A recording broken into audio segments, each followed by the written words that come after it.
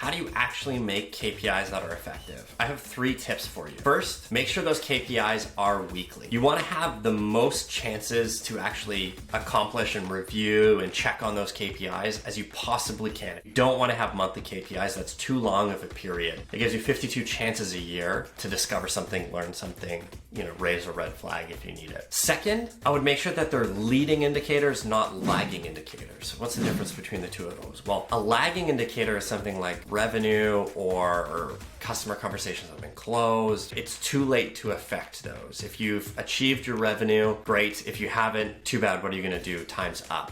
Instead, you want to think about things that are leading indicators of your goal. So if your goal is revenue, think about what are all the different steps that a dollar has to take along its way before it becomes revenue. That might be trial starts, that might be movements through pipeline, that might be, dollars in a certain stage of pipeline. What are the work in progress steps?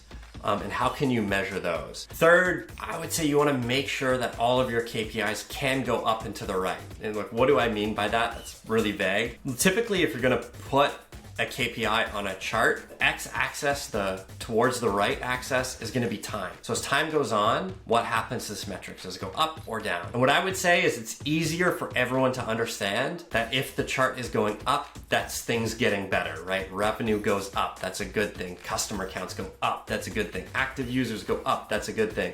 You want to make sure that your KPIs pass what I call the drunk test. So if you're 1 or 2 beers in, you're looking at a dashboard, are you able to immediately identify if something's good or bad? However, not all metrics go up. For example, churn rates is something that we often talk about in SaaS. Churn rates are how many customers are leaving as a percentage. Well, increasing your churn rate is actually terrible. You don't want to increase your churn rate. You want to bring that churn rate down. So that might be a KPI that you're often trying to push down, and every other KPI you're trying to push up. What I would look at instead to keep things simple is retention rates. Retention rate is just the opposite of your churn rate. So if you're churning 10% of customers, you're actually retaining 90% of customers. The more you can push up retention rate, the better.